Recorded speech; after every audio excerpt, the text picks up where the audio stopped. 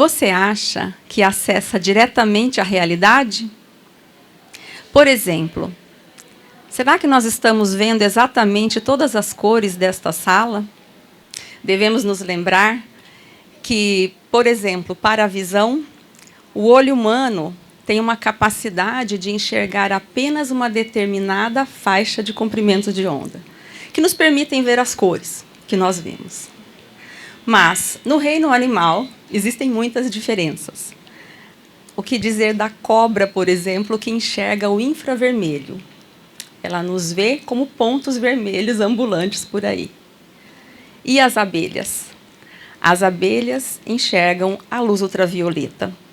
Então, o jardim que elas veem, provavelmente, é aquele mundo do Avatar para nós. Não poderíamos deixar de citar a lagostinha boxeadora, que é o terror dos mares. Além da força que ela tem no seu soco, o que impressiona muito é o seu sistema visual, um dos mais complexos já estudados do mundo animal. A realidade não é exatamente como a gente pensa que a enxerga. Nas palavras de Stephen Hawking, a realidade que vemos não é algo direto, mas uma construção, um modelo que criamos para interpretar o mundo. E nós criamos modelos na ciência, mas não só na ciência, também na vida cotidiana. Estamos a todo instante criando modelos mentais conscientes e subconscientes para tentar explicar os fenômenos do mundo. O pensamento popular ou senso comum, pensamento religioso, pensamento filosófico e o pensamento científico são modelos, são filtros que nós usamos para tratar a realidade. Cada um de nós, cada cultura, tem uma lente particular para enxergar o mundo. Mas hoje nós vamos olhar através de uma lente incrivelmente poderosa, que é a lente da ciência. Entre as várias ciências, nós vamos abordar as ciências da saúde hoje aqui. E ela lida com algo muito peculiar, que é a variabilidade entre as pessoas. Durante muitos anos, eu tratei em um hospital escola, junto com alunos e residentes, pacientes com hepatite C. E foi um tempo de um tratamento muito difícil, porque eles tinham muitos efeitos colaterais. A taxa de resposta era baixa. Mesmo que você tratasse os pacientes com as mesmas condições, com o mesmo medicamento, alguns respondiam e outros não. Mas, além de não responderem, o sofrimento era muito grande. Um sofrimento por efeitos colaterais, como anemia, queda de leucócitos e plaquetas, suscetibilidade às infecções, mas também um sofrimento psíquico, depressão, ansiedade e até ideação suicida a gente vinha nesses pacientes. Então, nós podíamos perceber ali, como médicos, a grande variabilidade natural. E é aí que entra a contribuição grande da estatística, porque ela nos ajuda a lidar racionalmente com situações incertas. A minha história com estatística começou no doutorado. Quando eu fui para São Paulo, em 2006, eu fui estudar pacientes com hepatite C, inclusive. E eu tinha uma grande curiosidade. Como os números vão responder à minha pergunta de pesquisa? Eu queria saber se o ferro depositado no tecido do fígado interferia com a resposta terapêutica desses pacientes, que era algo que estava sendo discutido na literatura naquele momento. E também se o ferro depositado no fígado agravava a lesão da hepatite C.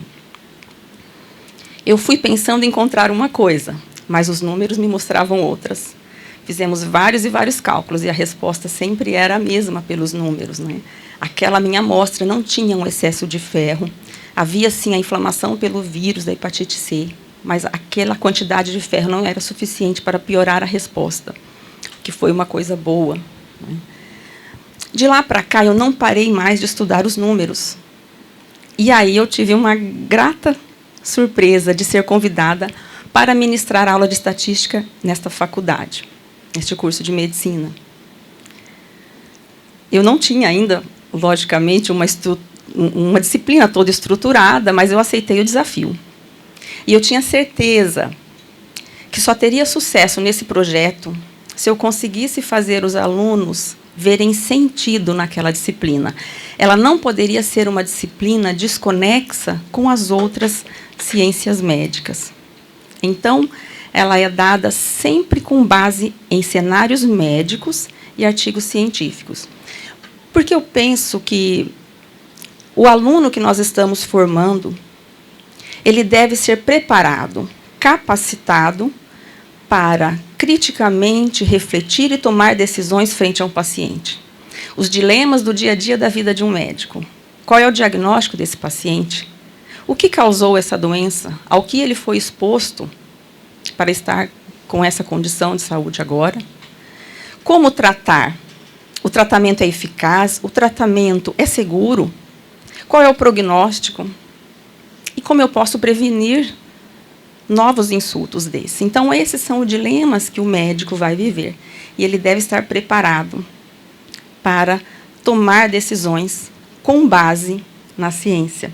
Eu fui seguindo a caminhada com a análise de dados, com os alunos, mas tem algo que, além de fazer os cálculos, é necessário para um entendimento do fenômeno e se aquele fator de exposição, aquele agravo realmente causa aquela doença. Quando examinamos um paciente, nós conseguimos compreendê-lo, mas para entender se existe um padrão de um fator de risco causando uma doença, por exemplo, ou de um medicamento que cura essa doença, não basta estudar uma única pessoa. É preciso o coletivo. E é nessa hora que entra uma outra disciplina chamada epidemiologia. Ela estuda a distribuição das doenças nas coletividades humanas. E eu tive outra grata surpresa, que foi também ser convidada para ministrar epidemiologia nesta faculdade. Então, logicamente, eu voltei a estudar com afinco a epidemio, e eu percebi que, ao longo do tempo, eu fui desenvolvendo uma visão integrada das duas disciplinas. E eu posso falar, como médica, essa visão integrada de estatística com epidemiologia, ela auxilia sobremaneira como tomar decisões informadas para o paciente, ao lado do conhecimento clínico, obviamente.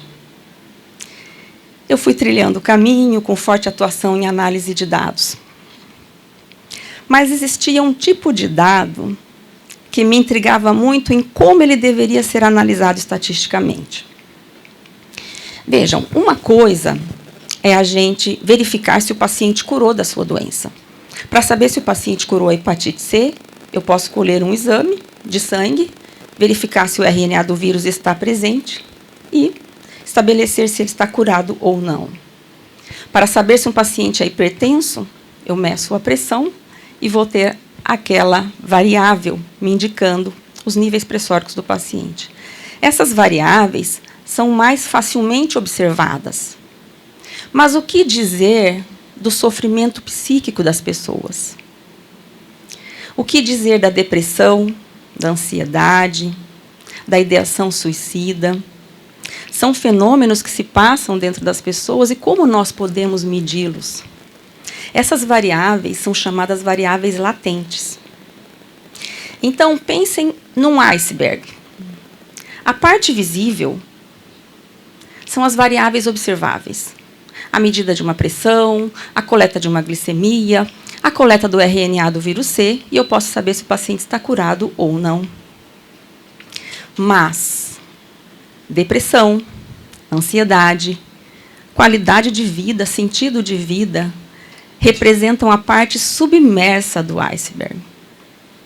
E para chegar até lá, nós precisamos de ferramentas que nos permitam enxergar a realidade interna das pessoas. Essas variáveis da parte submersa do iceberg são as variáveis latentes. E aí a vida me apresentou uma outra disciplina.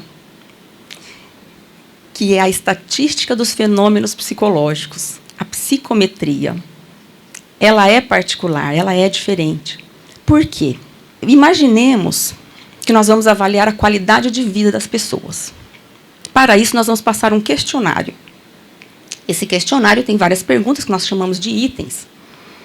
Eu vou dar o exemplo do questionário SF36, amplamente usado no mundo. 2 itens, dos 36 que ele tem, 2 itens. Um deles pergunta: por quanto tempo você tem se sentido esgotado nas últimas 4 semanas? E a outra pergunta é: por quanto tempo você tem se sentido feliz nas últimas 4 semanas? Vamos imaginar que João, vou chamar carinhosamente de João, pontuou. E as pessoas podem responder o questionário de 1 a 6 pontos. Sendo 1, o tempo todo, representa o tempo todo, e 6 pontos, nunca. Nunca tenho me sentido esgotado, né? Nunca me senti esgotado nessas últimas 4 semanas. Então, vamos imaginar que João pontuou 3 no esgotamento e 6 na felicidade. Ele soma 9 pontos. Maria, por outro lado, pontua 6 no esgotamento e 3 na felicidade. Ela também pontua 9. Ela soma 9. Estou dando exemplo de 2 itens. Imaginem a distorção que acontece com o questionário inteiro, porque é obviamente que João e Maria não têm a mesma qualidade de vida.